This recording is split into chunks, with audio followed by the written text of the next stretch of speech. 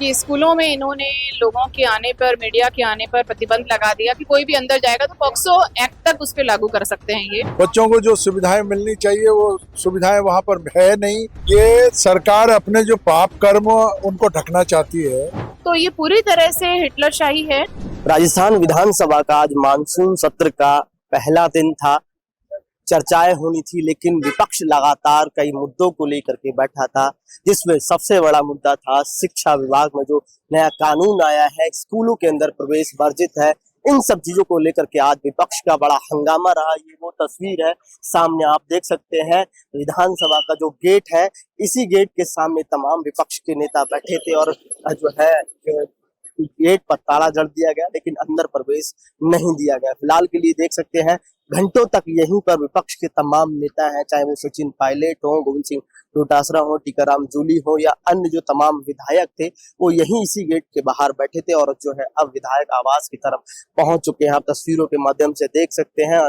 यहाँ पर भी जो है तमाम विपक्ष के जो नेता हैं बड़े, वो यहाँ पर मौजूद है। चर्चाएं चल रही हैं, हालांकि कई मुद्दों को लेकर के विधानसभा में चर्चाएं होनी थी। विपक्ष ने लगातार जो घेरा है, हाल ही में आपने देखा होगा शिक्षा मंत्री मदन दिलावर ने स्कूलों के अंदर प्रवेश वर्जित कर दिया है, उसमें मीडिया तक की एंट्री बंद कर दी गई है। उन सब चीजों को लेकर के कहीं ना कहीं विपक्ष का बड़ा हंगामा। सर, सरकार जिस तरीके से ये जो नया कानून लेके आई है, शिक्षा व्यवस्था की हालत बद से बदतर कर रखी है, स्कूलों में प्रवेश भी वर्जित कर दिया गया है। ये सरकार अपने जो पाप कर्म उनको ढकना चाहती है।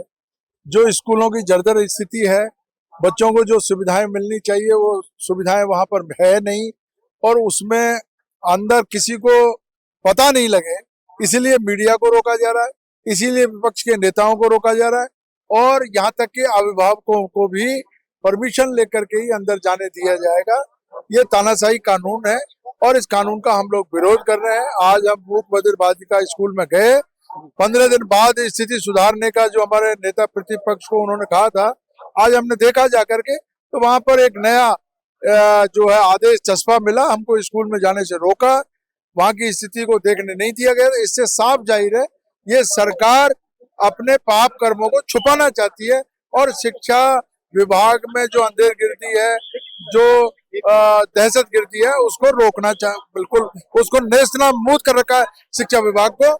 ये उजागर नहीं हो, इसलिए ये कानून लेकर के आए। बदहाल व्यवस्था बाहर ना आ जाए, उजागर ना हो जाए, इसी वजह से शिक्षा मंत्री ऐसा कानूनी आदेश लेकर के आए हैं और इस आदेश का हम लोगों ने आज विरोध किया है।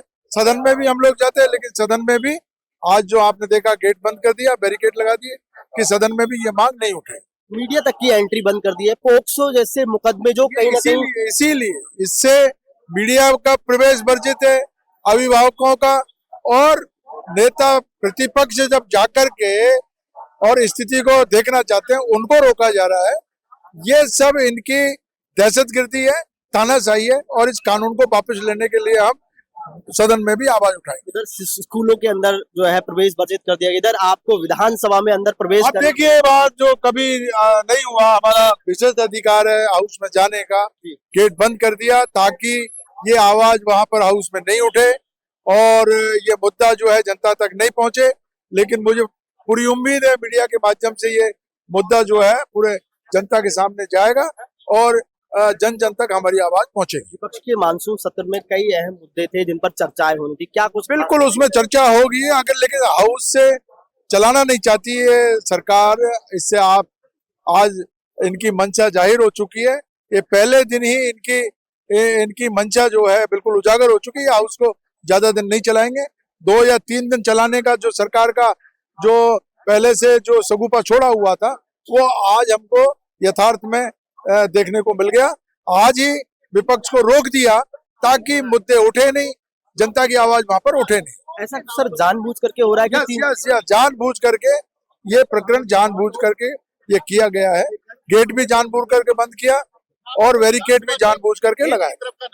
तो शुक्रिया। तो देख सकते हैं आप, तमाम जो है विपक्ष के नेता यहाँ पर मौजूद हैं और कहीं ना कहीं जो चर्चाएं होनी थी, जिन चीजों को लेकर के विपक्ष लगातार कह रहा है कि जो आदेश जारी किया गया है कहीं ना कहीं सरासर गलत है, और जो है स्कूली व्यवस्था की बदहाल व्यवस्था जो बाहर ना आ जाए, इसको लेकर के जो आदेश जारी किया गया है, कई चीजों पर पाबंदी लगाई है, पॉक्सो एक्ट जैसे मुकदमे तक दर्ज करने की बात कही है। जिसको लेकर के विपक्ष अभी हाल फिलहाल में जो है विधानसभा के बाहर गेट पे थे, वहां भी ताला जड़ दिया गया। अब जो है विधायक आवास की तरफ है और विपक्ष के तमाम जो बड़े नेता हैं वो यहाँ पर मौजूद हैं। चौमू विधायक शिखानवीर जी हैं। मैम, क्या कुछ कहना चाहेंगे? सदन चलना था, मानसून सत्र में कई चीजों पर चर्चाएं होनी थी, लेकिन एक तरफ तो जो है स्कूलों के बाहर नोटिस चस्पा कर दिया जाता है सत्ता पक्ष की ओर से, शिक्षा मंत्री मदन दिलावर की ओर से, और आज जो है आपको भी सदन के बाहर बैठना पड़ा और जो है ताला जड़ दिया गया। आप तानाशाही की पराकाष्ठा देखें कि स्कूलों में इन्होंने लोगों के आने पर, मीडिया के आने पर प्रतिबंध लगा दिया कि कोई भी अंदर जाएगा तो पॉक्सो